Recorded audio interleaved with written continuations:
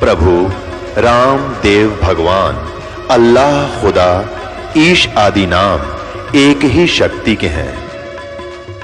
वो कैसा है, कहां है, कैसे मिलता है, किसने देखा है? ये प्रश्नवाचक चिन्ह पूर्ण रूप से हटाने के लिए अवश्य सुनिए जगत गुरु तत्वदर्शी संत रामपाल जी महाराज के अमृत वचन, सर्व पवित्र धर्मों के पवित्र शास्त्रों के आधार पर।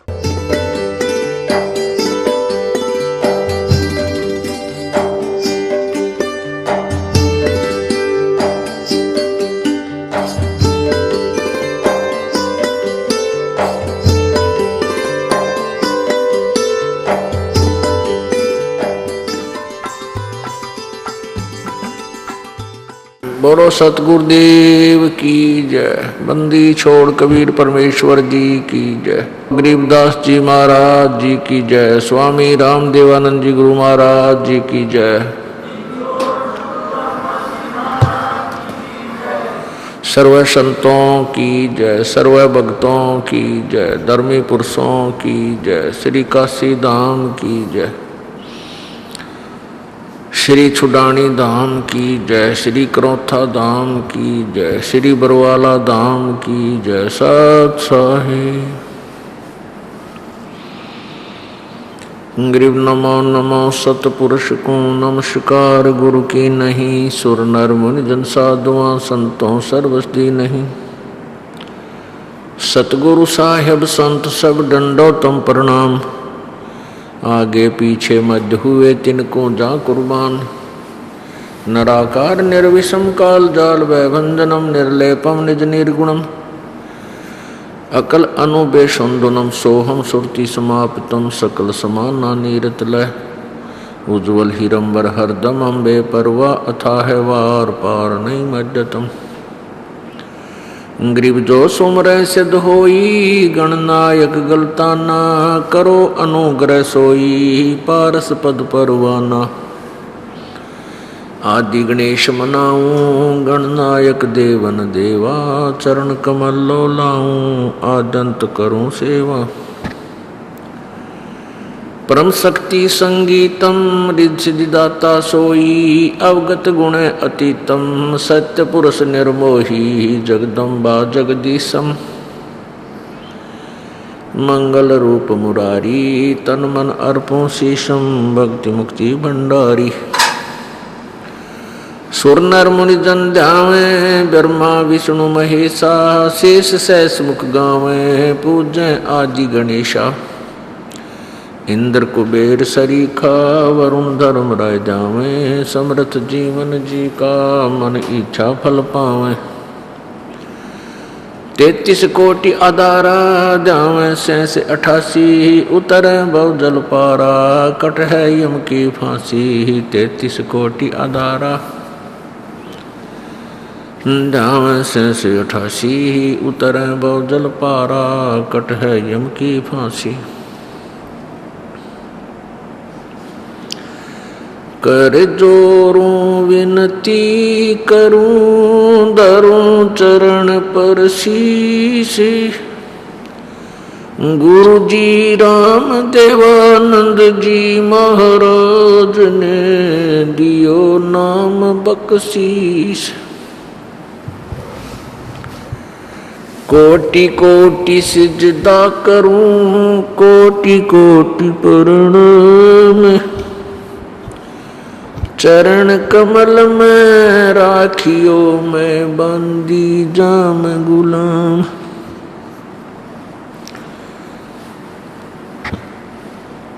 कुत्ता तेरे दरबार का मोतिया मेरा नाम। गले प्रेम की जेवड़ी जहाँ खेचो वहाँ जाऊं मैं। तो करो तो बावड़ू दूर दूर करो तो जाऊं। जो रखो तो ही रहूं जो देवो सुख।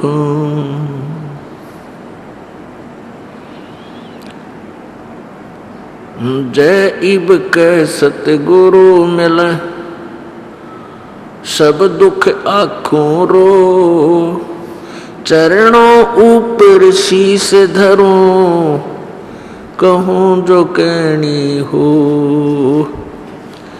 कबीर गुरु जी मिलेंगे पूछेंगे कुशलात, आद अंत की सब कहूँ अपने दिल की बात। गुरु जी तुम ना भूलियो चाहे लाख लोग मिल जाएं, हमसे तुमको बहुत है तुमसे हमको नहीं। कबीर तुमरे विसारे क्या बने किसकी शरण में जाऊं। शिव ब्रंच मुनि नारद तिनके हृदय न समाऊं। अवगुण किए तो बहुत किए करत न मानी हारे, बावे बंदा बख्श दियो बावे गर्दन उतार। अवगुण मेरे बाप जी बख्शो गरीब नवाजी, जो मैं पूत कपूत हूँ बहुर पिता को लाजे। मैं अपराधी जन्म का नक्सिक भरे विकारे, तुम दाता दुख भंजना मेरी करो संवार। राम नाम रटते रहो जब तक घट में प्राण, कबहू तो दीन दयाल के बनक पड़ेगी कान। कबीर लूट सको तो लूटियो राम नाम की लूटी, पीछे फिर पछताओगे प्राण जहांगे छूट। नहीं भरोसा देह का विनस जावे छन माही, श्वास उश्वास में नाम जपो और यतन कछु नाही। कबीर श्वास उश्वास में नाम जपो व्यर्थ श्वास मत खो, न जाने इसे श्वास को आवण हो के न हो। परमपिता परमात्मा कबीर देव कबीर साहेब अल्लाहु अकबर जी की असीम कृपा से इस कलयुग के अंदर ऐसे शुभ समागम प्रारंभ हुआ करते हैं। वो आत्माएं बहुत ही पुण्य कर्मी प्राणी हैं जो इस सत्संग के अंदर पार्टिसिपेट करती हैं, जो इसमें पहुंच जाती हैं, भाग लेती हैं। बहुत ही पुण्य कर्मों से जन्म जन्मांतर के अच्छे शुभ कर्मों के परिणाम स्वरूप इस प्राणी को मानव शरीर प्राप्त होता है। मानव शरीर प्राप्त करके बहुत ही पुण्यकर्मी और प्राणी जो होते हैं, मानव शरीर में भी जो अत्यधिक पुण्यकर्मी प्राणी होते हैं, शुभ संस्कारी होते हैं, उनको सत्संग प्राप्त होता है।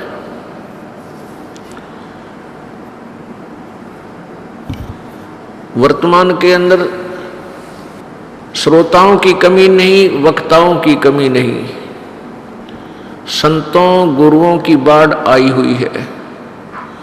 उधर से श्रद्धालु भी बहुत ही श्रद्धा के साथ परमात्मा प्राप्ति के उद्देश्य से सत्संग श्रवण करने के लिए अन्य संतों के पास जाते हैं। उन अन्य संतों के पास सत्संग नहीं है। सत्संग का अर्थ होता है सत्य, जहां पर सत्य ज्ञान प्रचार होता हो। सत्य ज्ञान कौन सा है? जो हमारे सदग्रंथों में विद्यमान है। सदग्रंथ कौन कौन से हैं? पवित्र कबीर देव कबीर साहब उस सच्चिदानंद घन ब्रह्म की अमृतवाणी अर्थात पांचवां वेद, पवित्र चारों वेद, पवित्र कुरान शरीफ, पवित्र बाइबल और पवित्र 18 पुराण, पवित्र श्रीमद् भगवत गीता, ये हमारे सदग्रंथ हैं। ये हमारे सिलेबस है, ये हमारा पाठ्यक्रम है उन पुण्यात्माओं का जो परमात्मा प्राप्ति का प्रयत्न करते हैं, जो स्टूडेंट हैं, श्रद्धालु हैं, डिवोटी हैं। और जो टीचर सिलेबस से बाहर की बातें, बाहर का ज्ञान, बाहर की थ्योरी, सिद्धांत, मनमुखी कहानियां जो विद्यार्थियों को सुनाते और समझाते हैं, वो टीचर ठीक नहीं।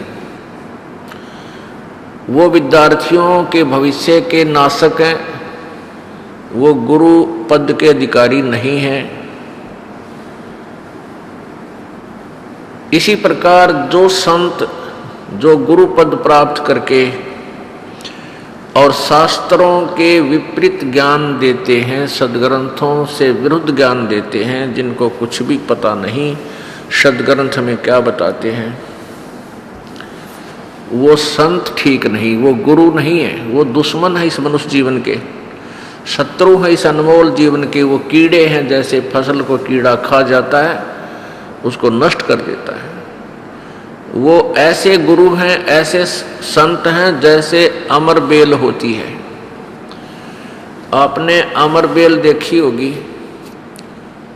वह कैसी होती है? एक पीले से कलर की बेल होती है जो वृक्षों के ऊपर होती है, और उस बेल के अपने बहुत कम पत्ते होते हैं। वो वैसे पतली सी होती है जैसे धागा सा होता है,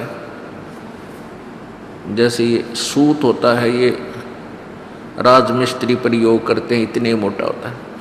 और वो पीली सी बेल पूरे पेड़ के टहनियों के, छोटी छोटी शाखाओं के और डार के लिपट जाती है, उसके चारों तरफ लपेटे लगा लेती है।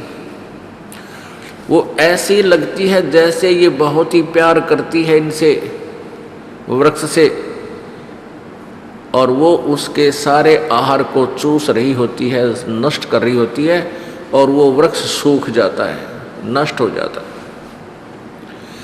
ऐसे ही ये संत जो नकली गुरु, नकली संत, नकली महर्षि हैं, इनकी बोलने की शैली, इनके जो है व्यवहार से ऐसा लगता है जैसे बहुत ही अच्छी आत्मा है और इनका उद्देश्य बहुत ही परोपकार का है, लेकिन वो उन शिष्यों के ऊपर, अपने अनुयायियों के ऊपर वह अमर बेल की तरह लिपटा हुआ है, उनके जीवन को नष्ट कर रहा है।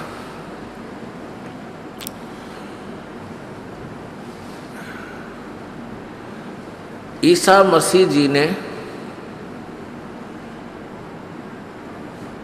कहा था कि जिन गुरुओं को तुम अच्छे मानते हो और जिनके पास तुम जाकर के अपना कल्याण चाहते हो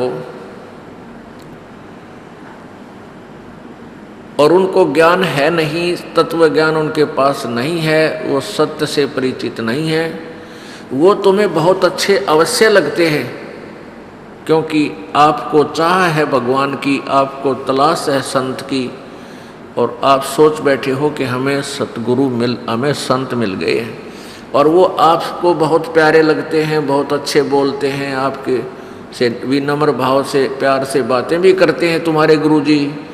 वो तुम्हें वो ऐसे हैं जैसे तुम्हें वो भेड़ दिखाई देते हैं, यानी बहुत शरीफ, बहुत ही अच्छी, लेकिन वो भेड़िए हैं जो तुम्हारे जीवन को खा रहे हैं।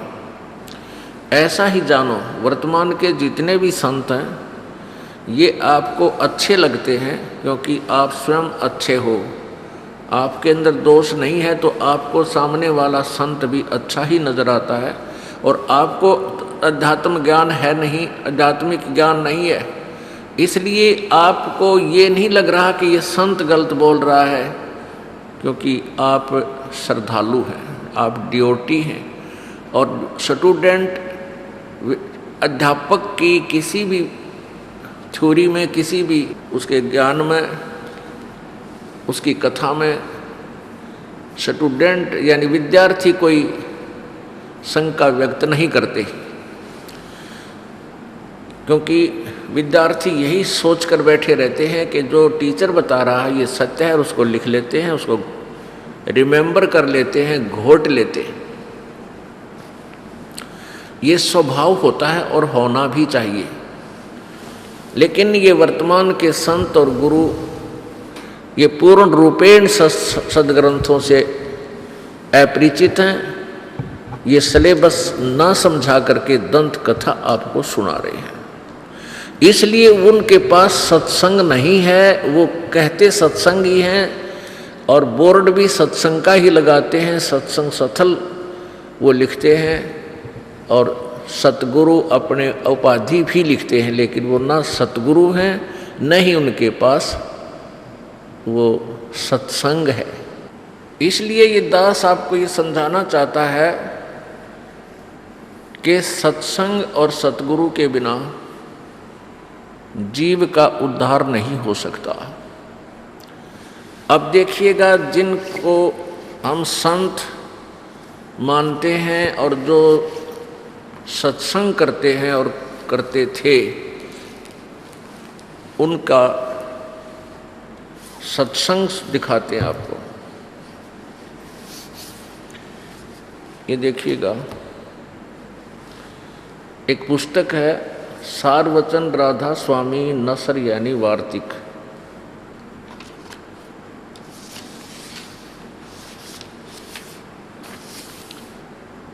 ये वही पुस्तक है जिसको परम पुरुष पूर्ण धनी स्वामी जी महाराज ने जबान मुबारक से फरमाया। यानी स्वामी जी महाराज यानी शिवदयाल जी महाराज, जो कि फाउंडर ऑफ राधा स्वामी पंथ यानी राधा स्वामी पंथ के प्रवर्तक हैं, उनके वचन हैं, सो सत्संगों में सुनाया करते थे। और जो बाई इज्जत राधा स्वामी ट्रस्ट द्वारा छपाई गई है।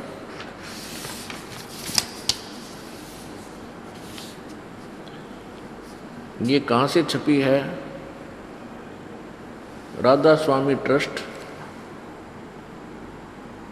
राधा स्वामी आगरा, राधा स्वामी ट्रस्ट दयाल या आगरा से। यहाँ देखो, ये नीचे है, मुद्रक है दी कॉरपोरेशन प्रेस, कोरोनेशन प्रेस, छिल्ली ईंट रोड, आगरा। फोन नंबर ये। राधा स्वामी दयाल की दया, राधा स्वामी सहाय, खुलासा उपदेश हजूर राधा स्वामी साहब का। अब इसने जो बोला है सत्संग में, जो सत्संग किया है इस महापुरुष ने, शिवदयाल जी ने, वो यहाँ से शुरू होता है। यह जगत नासवान, यह जगत नासमान है और सब असबाब भी इसका नासमान है। यहाँ से शुरू, ये दफा एक, दफा एक। फिर इस दफा एक में क्या लिखा है? सिर्फ काम इतना है कि इंसान यानी मनुष्य अपनी सुरत यानी रूह को उसके खजाने निकास यानी मुकाम सतनाम, यहाँ मुकाम सतनाम, सतनाम को स्थान बताया है, और राधा स्वामी को भी मुकाम यानी सतनाम बताया है, मैं पहुँचावे। बस आगे देखो। अब दफा नंबर 3, जितने आचार्य और महात्मा और अवतार और पैगंबर हर एक मजहब में हुए, वे सब अपने अभ्यास के जोर से अंतर में तरफ।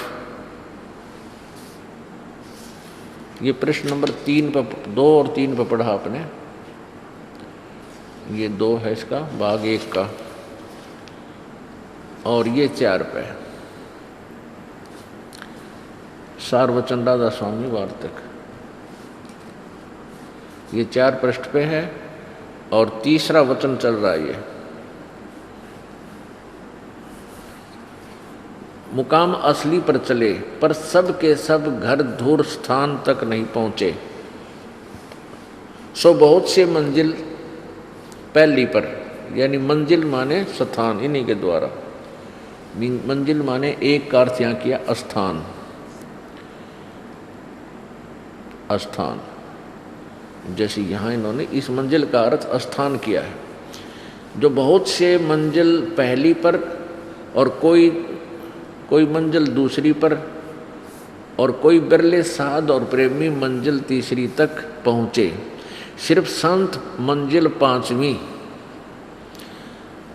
यानी सतनाम, यानी मंजिल माने स्थान, 5वें स्थान सतनाम यानी सतनाम पर, और कोई बिरले संत मंजिल यानी 8वें यानी राधा स्वामी, 8वें स्थान राधा स्वामी पद तक पहुँचे। राधा स्वामी पद भी स्थान है, मंजिल माने स्थान, पहुँचे।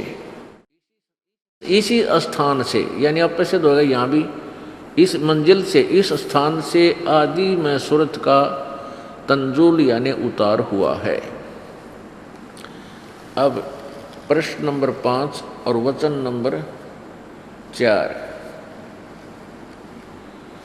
अब समझना चाहिए कि राधा स्वामी पद यानी राधा स्वामी कहो चाहिए, राधा स्वामी स्थान सबसे ऊंचा मुकाम है। मुकाम माने स्थान है। राधा स्वामी पद सबसे ऊंचा मुकाम है, सबसे ऊंचा स्थान है। और यही नाम कुल मालिक और सच्चे साहब और सच्चे खुदा का है।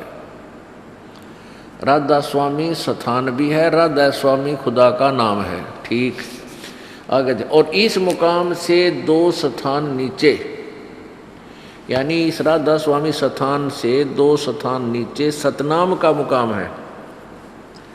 सतनाम वहाँ स्थान बता रहे थे, अब स्थान का स्थान है। इस सतनाम को से स्थान कहो इन्हीं के सिद्धांत से। ये देखो इस पृष्ठ पे, दूसरे पे भी नहीं, इस 4 पृष्ठ पे ही ये क्या कह रहे हैं, मंजिल 5वीं यानी स्थान सनातन सतनाम पर। ये क्या है कि और प्रेमी मंजिल बिरले, कोई बिरले साधक और प्रेमी मंजिल तीसरी तक पहुँचे। सिर्फ संत मंजिल 5वीं यानी सतनाम पर। अब सतनाम माने न मंजिल का अर्थ स्थान, इन्हीं के शब्दों में। तो ये इस सतनाम 5वें मंजिल कहो चाहे स्थान कहो, 5वें स्थान पर। और ये क्या कहते हैं यहाँ पर, और ये राधा स्वामी मंजिल यानी मंजिल 8वें स्थान राधा स्वामी पद। तो यहाँ क्या कह रहे हैं कि अब समझना चाहिए कि राधा स्वामी पद, राधा स्वामी स्थान सबसे ऊंचा स्थान है। स्थान सबसे ऊंचा स्थान है। राधा स्वामी पद यानी राधा स्वामी स्थान सबसे ऊंचा स्थान है। यानी फिर यही नाम कुल मालिक और सच्चे साहिब और सच्चे खुदा का है। यानी ये राधा स्वामी को स्थान भी है यो, और नाम भी है सच्चे भगवान का और सच्चे खुदा। और इस मुकाम से यानी स्थान से 2 स्थान नीचे सतनाम का स्थान है। अरे थारा गजब हुई। अब सतनाम खुद स्थान है, फिर इसका क्या स्थान होता। अब धरती की धरती, अब पृथ्वी एक स्थान है, और पृथ्वी का फिर स्थान क्या होगा, पृथ्वी पर पृथ्वी। यानी इसी प्रकार कहते हैं मुकाम सतनाम का स्थान है। जब स्थान ही है, एक प्लाट है, उस प्लाट का क्या प्लाट होता। तो पुण्यात्माओं आगे देखो, और फिर आगे तोड़ पड़ रखे इसमें 4 में। अब समझना चाहिए कि राधा स्वामी पद सबसे ऊंचा मुकाम है। आए है यहाँ स्थान कह रहे हैं और फिर कहते यही नाम कुल मालिक और सच्चे साहेब और सच्चे खुदा का है। इस राधा स्वामी स्थान से 2 स्थान नीचे सतनाम का स्थान है, यानी सतनाम का स्थान। यहाँ सतनाम को स्थान भी कह रहे हैं, फिर स्थान का स्थान है। और इस सतनाम को आगे क्या क्या बोला है। अब सतनाम का स्थान क्या हो गया। अब खुद यहाँ सतनाम को पहले 4 पे सतनाम को स्थान बता रहे हैं। सिर्फ संत मंजिल यानी स्थान, ये मंजिल का अर्थ इन्होंने यहाँ स्वयं स्थान किया है।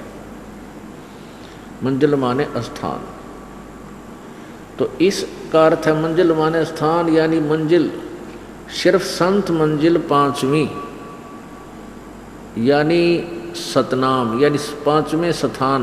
मंजिल कहो चाहे स्थान, सतनाम कहो चाहे स्थान कहो या मंजिल कहो, तो यहाँ तो स्थान बोल रहे हैं, इसी स्थान से इसका अर्थ स्थान।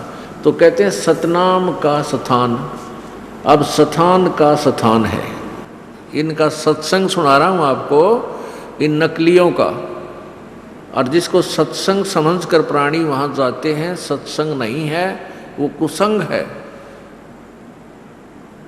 अब देखना, और इस सतनाम के विषय में आगे डिफाइन किया है, कितना लंबा चौड़ा, और आगे इसको विस्तार से कहा है कि सतनाम का मुकाम है जिसको, यानी सतनाम को और क्या क्या बोला है, जिसको संतों ने सतलोक और सचखंड और सारसबद और सतसबद और सतनाम और सतपुरुष करके बयान किया है। कोई सिर पैर इनके सत्संग का।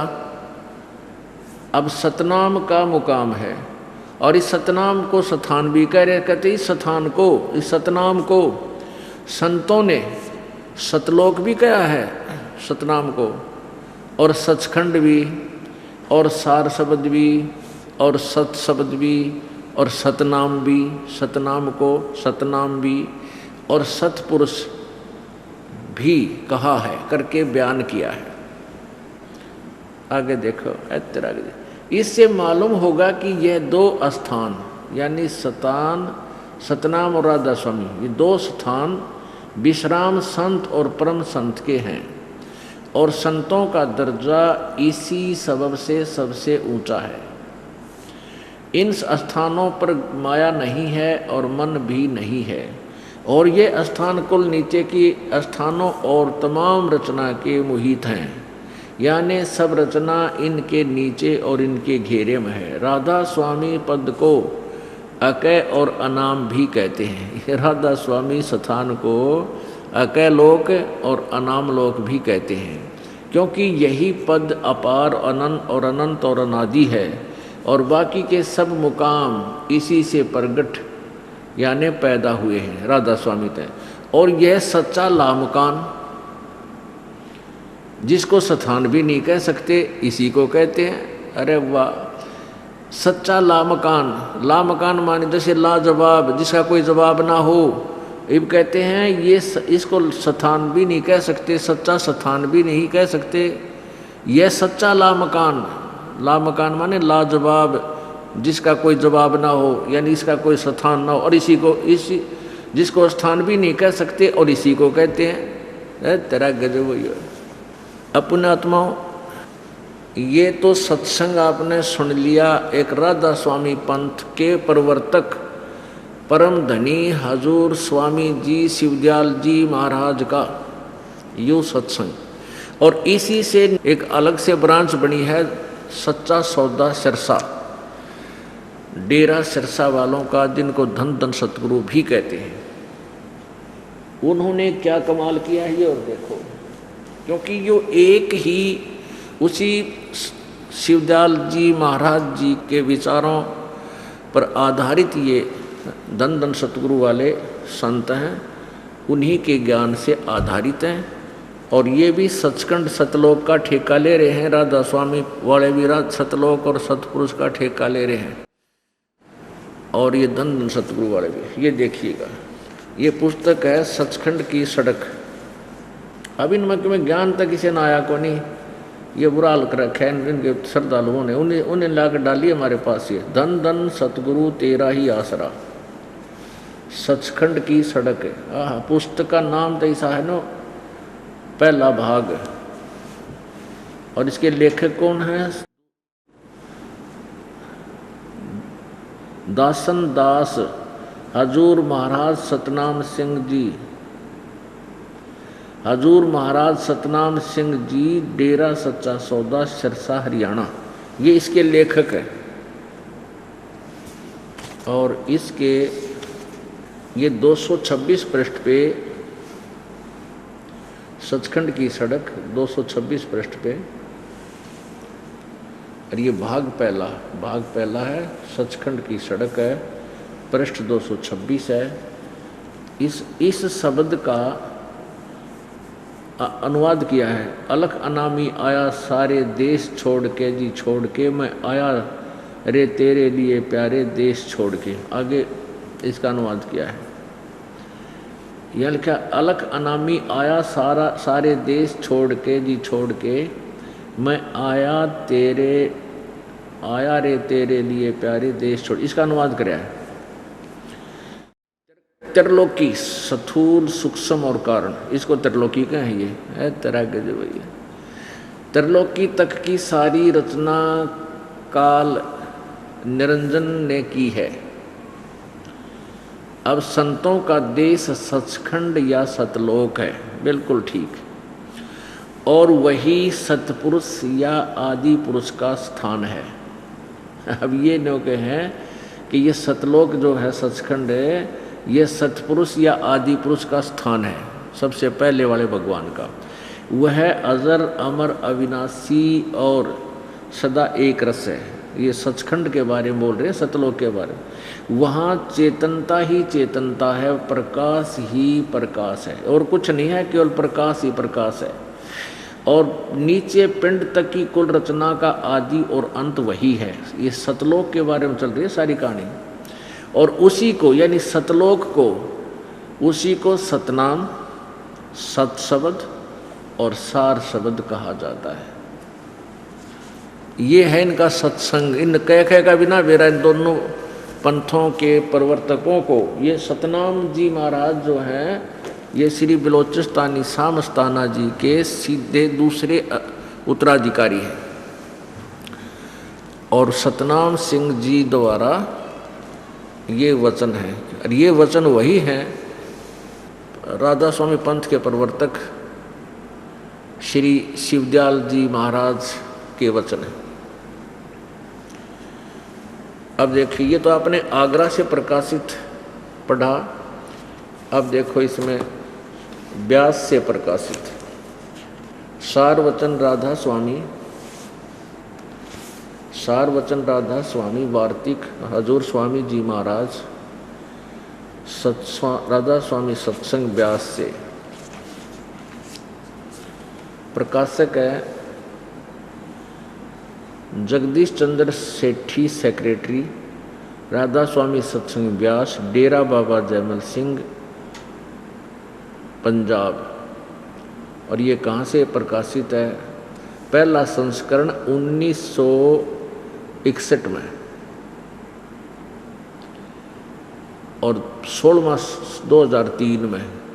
मुद्रक है लक्ष्मी ऑफसेट प्रिंटर, दिल्ली। इसमें भूमिका में लिखा है कि सार वचन राधा स्वामी वार्तिक हजूर स्वामी जी महाराज के वचनों का संग्रह है। ये वचन सत्संगों तथा अन्य चर्चाओं के दौरान सत्संगियों ने नोट किए थे। स्वामी जी महाराज के परम धाम सिधारने के कुछ वर्ष बाद इनका संग्रह करके पुस्तक रूप में छपवाया गया। सन 1902 में बाबा जयमल सिंह जी महाराज ने सार वचन राधा स्वामी वार्तिक को पहली बार गुरमुखी लिपि में छपवाया पंजाबी में। प्रस्तुत पुस्तक उसी प्रथम गुरमुखी संस्करण के अनुसार है और अब इसका हिंदी संस्करण प्रकाशित किया जा रहा है। अब ये जो आपने देखा, ये जो हिंदी में आपको सुनाया जा रहा है, पढ़ाया जा रहा है, ये 1961 में तो पहली बार छपा और 1902 में पंजाबी में छप चुका था और 1902 से इसको पढ़ते हुए आ रहे हैं, यानी 108 वर्ष से। और आज तक किसी श्रद्धालु ने, क्योंकि श्रद्धालु तो स्टूडेंट हैं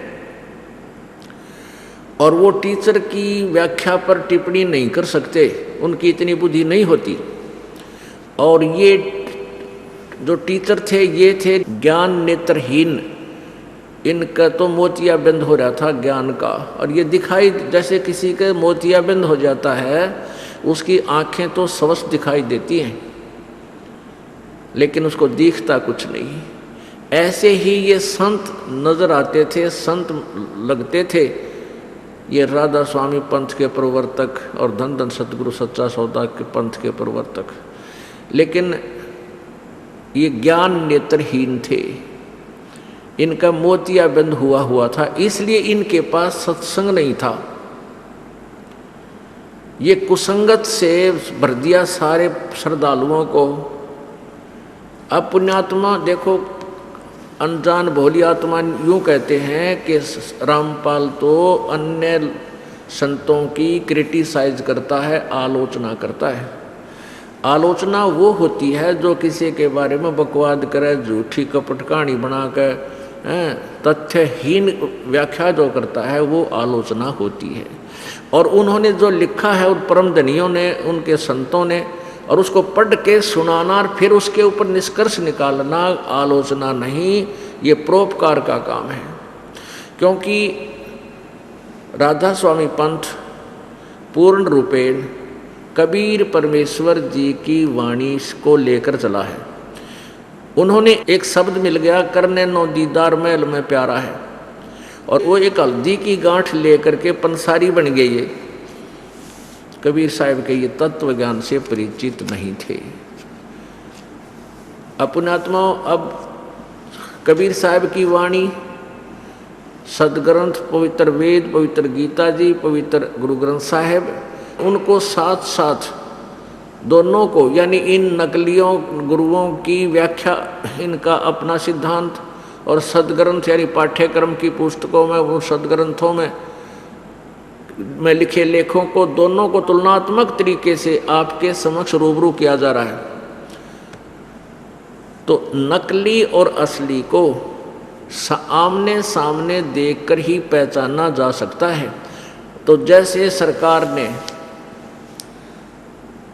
500 रुपये के नकली नोट पकड़े और उन नकली 500 के नोटों के साथ ओरिजिनल नोट साथ रख के टेलीविजनों के माध्यम से, समाचार पत्रों में उनकी फोटोग्राफी करके ये डिफरेंस बताया कि नकली में ये ऐसा है और ओरिजिनल ऐसा होता है, तो लाखों लोग ठगाई से बच गए, उनको हानि होने से बच गए।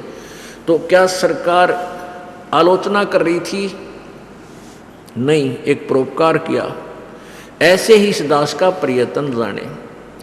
अब वैसे समझदार बच्चे जो राधा स्वामी पंथ में, धन धन सदगुरु पंथ में, इन अज्ञानी संतों के फंसे पड़े थे, अब इस तरह के तुलनात्मक प्रयत्न को देखकर अब ये कबीर साहब की जय जयकार करने लग गए और यहाँ आने लग गए और काल के दूतों से पीछा छुटवा लिया।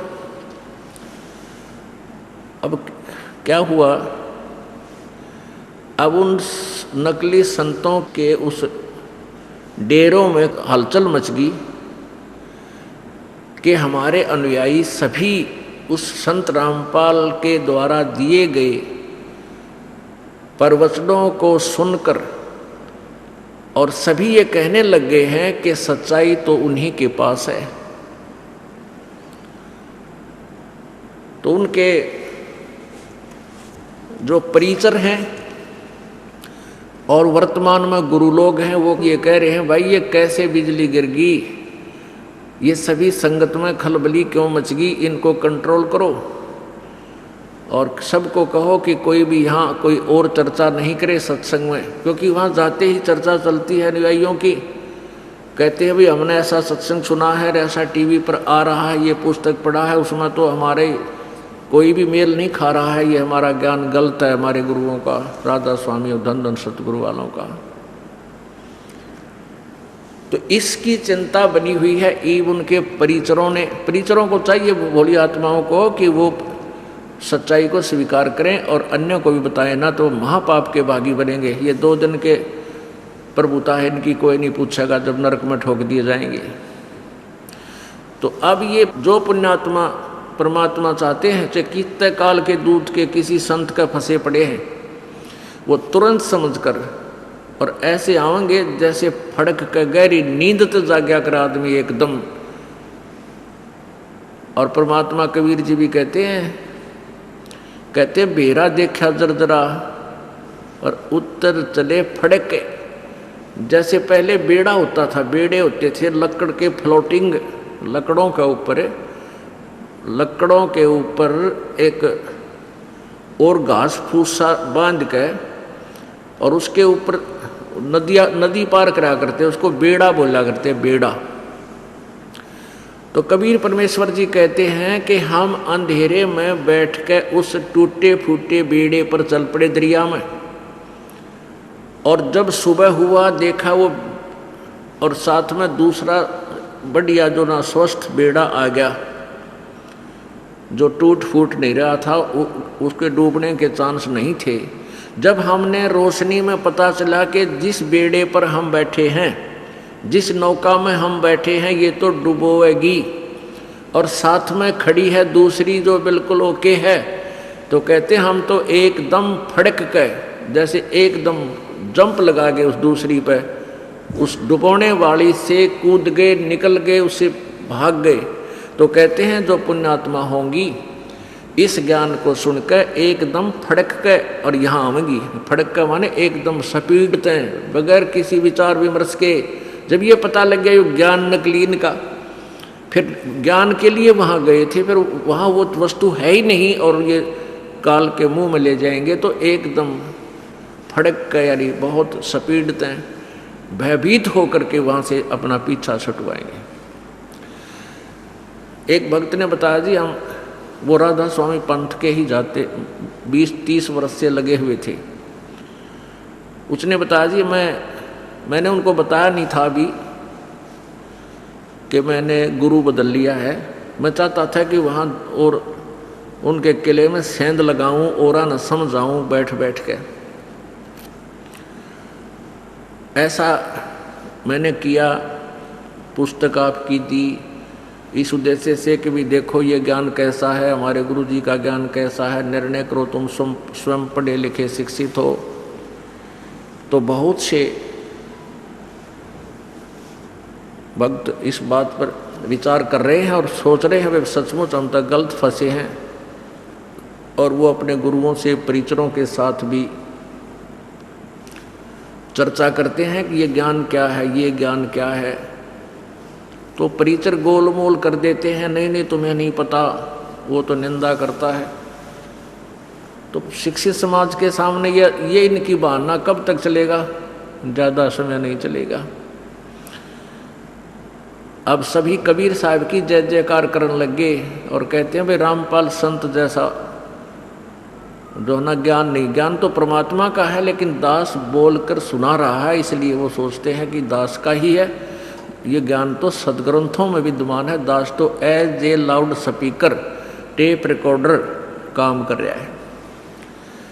एक भक्त ने चुटकुला सुनाया, कहने लगे जी अब इनके साथ ऐसी बनेगी कि एक समय जंगल में इन शेरों के ऊपर महामारी आ गई, यानी उनको ऐसी बीमारी होगी कि शेर और शेरनी उनका रोग लग गया, वो मरण लग गए। और जो नवजात बच्चे थे, शावक थे उनके, शेर के बच्चे थे छोटे छोटे, वो अनाथ हो गए। और उनको ये राधा स्वामी और धन धन सतगुरु आड़े परिचर ठाले अगुआ इनकी सेवा कराएंगे, ठीक। तो उन्होंने उन शेर के बच्चों को ला करके और उनको सेवा के साथ साथ रट्टा लगा दिया कि बोलो शिवदयाल जी महाराज की जय, राधा स्वामी की जय। वह सारे उनकी जय बोला करते। और एक दिन जब वो रखवाले वहाँ गए उन शेर के बच्चों के पास, तो वो सारे कबीर साहब की जय बोलते पाए। तो उन सेवादारों ने आके गुरुजी से बताया कि गुरुजी आज तो चाला हो गया, कमाल हो गया। गुरुजी ने पूछा भाई के कमाल हो गया? कि जितने भी वो शेर के बच्चे हैं सारे के सारे कबीर साहब की जय बोल रहे हैं, अब राधा स्वामी दयाल की जय नहीं बोल रहे। गुरुजी ने पूछा भाई नो के ऊपर बिजली पड़ गई, क्या बात होगी? नो बोला जी उनकी आंख खुल गई।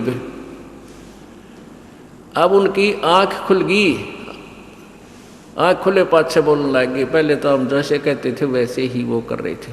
तो अब इन पुण्यात्माओं की आंख खुलने लगी, अब छोड़ देंगे वो उन नकलियों की जय बोलना जिनका ज्ञान भी कैक है, कुछ भी पता नहीं उनको, उनके पास सत्संग नहीं।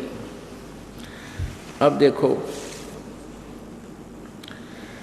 अब व्यास जी से जो व्यास से सत्संग चल रहा है वो सुनो, व्यास का सत्संग।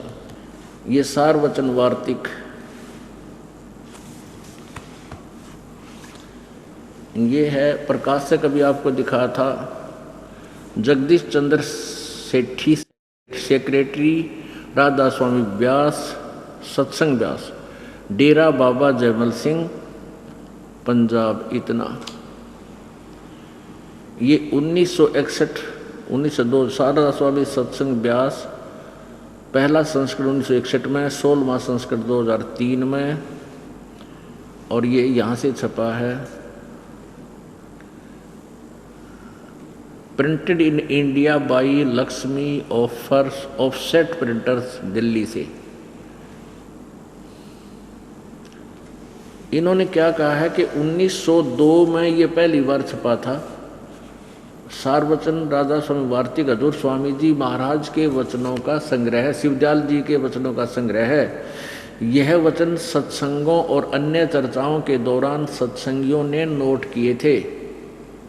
स्वामी जी महाराज के परम धाम सिधारने के कुछ वर्ष बाद इनका संग्रह करके पुस्तक के रूप में छपवाया गया। सन 1902 में बाबा जयमल सिंह जी ने सारवचन राधा स्वामी वार्तिक को पहली बार गुरुमुखी लिपि में छपवाया था, यानी 1902 से पढ़ी जा रही है। 108 वर्ष से इस अड़ंगे ने पढ़ते आ रही है, बोली आत्माएं। अब किसके थे ये वचन? नीचे देखो इसी के भूमिका में। स्वामी जी महाराज का शुभ नाम सेठ शिवदयाल जी था, शिवदयाल सिंह जी था। आपने 25 अगस्त सन 1818 में आगरा शहर में जन्म लिया। आपके पिताजी का नाम सेठ दिलवाली सिंह जी था तथा माताजी का नाम महामाया जी था। आपके पूर्वज पंजाब के रहने वाले थे तथा घर में गुरु ग्रंथ साहिब का पाठ किया जाता था। आपके माता पिता हाथरस के प्रसिद्ध संत तुलसी साहिब के भगत थे। स्वामी जी महाराज ने भी तुलसी साहब की यानी हाथरस वाले की काफी संगत की थी। बचपन से ही स्वामी जी महाराज का रुझान अध्यात्म की ओर था। आपने एक कमरे में बैठकर 17 वर्ष श्रुत शब्द योग का अभ्यास किया। ये प्रश्न नंबर 6। सन 1861 में वसंत पंचमी के दिन खुले तौर पर आम सत्संग और श्रुत शब्द योग का उपदेश शुरू किया। अब इसमें क्या लिखा है ये देखिएगा। राधा स्वामी दयाल की दया, राधा स्वामी सहाय, खुलासा उपदेश हजूर राधा स्वामी साहिब का। ये शिवदयाल को राधा स्वामी भी कहते हैं और शिवदयाल जी भी कहते हैं और इसको सथान भी कहते हैं। अब देखिएगा, ये वचन दफा यहाँ से शुरू हुआ एक। सिर्फ काम इतना है कि इंसान यानी मनुष्य अपनी सूरत यानी रूह को उसके खजाने और निकास यानी मुकाम सतनाम, मुकाम सतनाम और राधा स्वामी में, ये दोनों मुकाम हो गए, राधा स्वामी भी और सतनाम भी। अब प्रश्न नंबर 14 पे सारवचन वार्तिक पहला भाग जो का तुम वचन 3। जितने आचार्य और महात्मा और अवतार और पैगंबर हर एक मजहब में हुए, वे सब अपने अभ्यास के जोर से अंतर में तरफ मुकाम असली के चले, पर सब के सब दूर स्थान नहीं पहुँचे। जो बहुत से तो मंजिल पहली पर और कोई कोई दूसरी मंजिल पर और कोई बिरले साध और प्रेमी मंजिल तीसरी पर पहुँचे।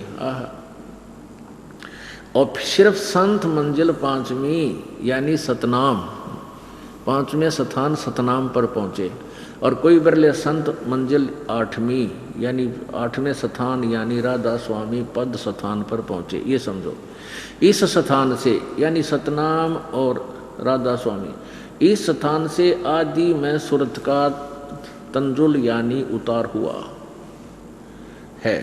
बस आगे देखो। अब चौथे वचन में पृष्ठ 15 पर भाग पहला। अब समझना चाहिए कि राधा स्वामी पद सबसे ऊंचा स्थान, मुकाम माने स्थान है, और यही नाम कुल मालिक और सच्चे साहेब और सच्चे खुदा का है। इस मुकाम यानी इस स्थान से 2 स्थान नीचे, राधा स्वामी से 2 स्थान से राधा स्वामी स्थान से 2 स्थान नीचे सतनाम का मुकाम है। अरे सतनाम को यहाँ तो तुम मंजिल कह रहे हो, स्थान कह रहे हो हैं, और यहाँ सतनाम का स्थान है, स्थान का स्थान है। ठीक है, इसको जिसको यानी सतनाम पर गाटा जोड़ा बना इन आगे, जिसको संतों ने सतलोक, सतनाम को सतलोक, सचखंड और सारसबद और सतसबद और सतनाम और सतपुरुष करके बयान किया है। बताओ, इस सतनाम ने कितना स्थान बताए हैं, फिर कहे इसी को सचखंड, सतलोक, सतसार शब्द, सतशब्द और सतनाम और सतपुरुष करके बयान किया है। इससे मालूम होगा कि यह 2 स्थान, ये सतनाम और राधा स्वामी स्थान, ये विश्राम 2 स्थान विश्राम संत और परम संत के हैं, और संतों का दर्जा इसी सबब से सबसे ऊंचा है।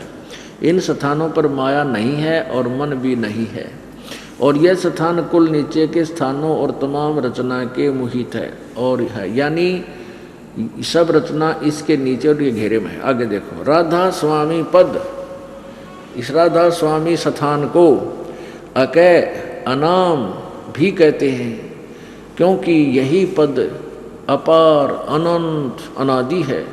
बाकी के सब स्थान मुकाम इसी से प्रगट हुए हैं यानी पैदा हुए हैं।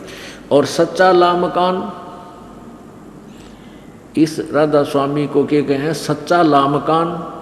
लामकान का अर्थ होता है लाजवाब, यानी जहाँ ना जिसका कोई जवाब नहीं, यानी लामकान जिसका कोई मकान ना हो, सच्चा लामकान।